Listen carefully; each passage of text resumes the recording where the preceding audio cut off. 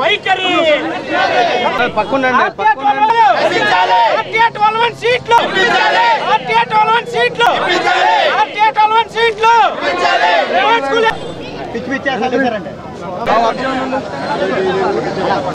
మాత్రమే ఇటువంటి ఒక్కరిని గమనించుకోవడం కోసం కూటమి కింద ఇవన్నీ కూడా రానున్న రోజుల్లో జగన్మోహన్ రెడ్డి గారు ఏమండి ఒకసారి ఇలా చూడండి.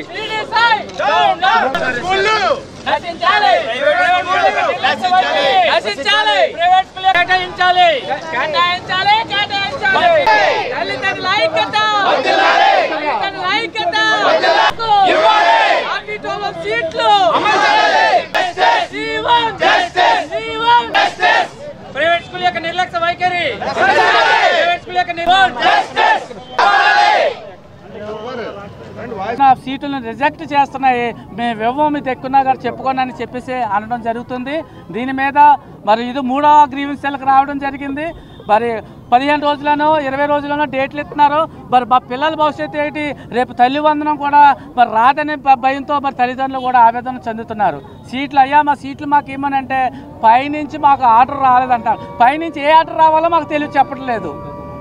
డిఓ గారిని అడిగితే మాకమ్మ మేము ఆల్రెడీ పంపించేస్తాము, మీకు అలాట్మెంట్ అయిపోతున్నాయని డిఓ గారు దులిపేసుకుంటున్నారు. సర్వశిక్షణ అభియాన్ మేడం గారు అయితే ఆవిడ కూడా ఎటువంటి సుభాషిణి గారు అయితే చాలా నిర్లక్ష్యంగా ఉన్నారు. ఆవిడ సర్వశిక్షణ అభియాన్ మరి మేడం గారు మీరు కూడా మీరు దృష్టి పెట్టాలని మీడియా ప్రక్షాళన మేము అడుగుతున్నాం. ముఖ్యంగా మరి మా సీట్లు మా పిల్లలకి ఏవైతే ఆన్లైన్లో ఫస్ట్ లిస్టు సెకండ్ లిస్ట్ వచ్చినాయో ఆ సీట్లు యథావిధిగా సీట్లు ఇవ్వాలని మీడియా తరఫున మేము విన్నవించుకుంటున్నాం. అమ్మాయికి కడియ సిరిడి సాయిలో సీట్ వచ్చింది సార్. అందరూ అప్లికేషన్ ఇచ్చుకున్నారండి. కాకపోతే మా అమ్మాయికి క్యాస్ట్కి ఇన్కమ్కి మొత్తం కాగితాలు వెనక్కి ఇచ్చేసారు సార్. అదేంటి సార్ ఇచ్చుకోండి నేను అప్లై చేశాను సార్ అంటే క్యాస్ట్ ముఖ్యమని చెప్పి వెనక్కి పంపించేసారు సిరిడి సాయి వాళ్ళండి. ఇప్పుడు కూడా ఎన్నిసార్లు తిరిగినా కూడా అసలు ఏం పట్టించుకోవట్లేదండి వాళ్ళు సిరిడి సాయి స్కూల్ వాళ్ళు సార్.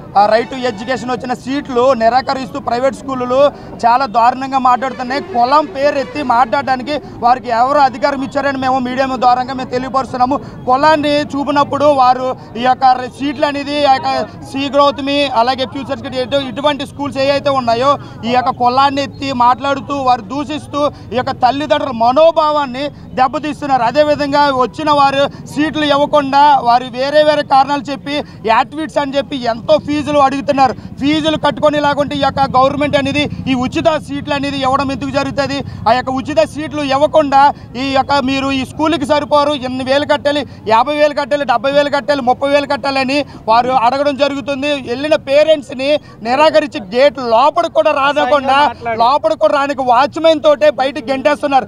అంత దారుణంగా ఉంది. అధికారుల దగ్గరికి వెళ్తుంటే ఆ డిఓ గారు గాను డిఏ గారు గాను దాని కింద ఉన్న అధికారులందరూ కూడా ప్రైవేట్ స్కూల్ యాజమాన్యానికి కొమ్ము కాస్తున్నారు. వారు ప్రైవేట్ స్కూల్ తొత్తులా లేదంటే గవర్నమెంట్ ఉద్యోగులా? నారాయణ స్కూల్ నుంచి నేను మండపేట నుంచి వస్తున్నానండి. గత సంవత్సరం మా పిల్లని నేను జాయిన్ చేశానండి. మొన్న సంవత్సరం కూడా నేను ఫీజు కట్టి మా పిల్లని జాయిన్ చేసినప్పుడు రికార్డులోకి ఎక్కించలేదండి. ఇప్పుడు తల్లికి వందనం పడలేదండి. మేము సచివాలయంలో అడిగితే స్కూల్కి వెళ్ళి అడగండి మీ పాప రికార్డులో లేదని అడుగుతున్నారండి. ఫ్రీ సీట్ మమ్మల్ని ఇలా అన్యాయం చేస్తే ఎలాగండి? మీరు మాకు న్యాయం చేయండి. రికార్డులో లేదండి మా పిల్ల, ఇప్పుడు రికార్డులో లేదు. సెకండ్ క్లాస్ ఇప్పుడు రికార్డులో చేస్తున్నాము, మీరు కంగారు పడకండి ఆగండి అని చెప్తున్నారండి. ఇప్పటికి ఇంకా బుక్స్ కూడా ఇవ్వలేదండి. 12వ తారీఖు స్కూల్ చేస్తే బుక్స్ తీసుకోండి మీ పిల్లల్ని పంపించనని కూడా అడగట్లేదండి. నాకు న్యాయం చేస్తాను. నేను ఈ రోజు వచ్చానండి ఇప్పుడు ఇక్కడికి మండపేట నుంచి వచ్చానండి. నారాయణ స్కూల్ అండి.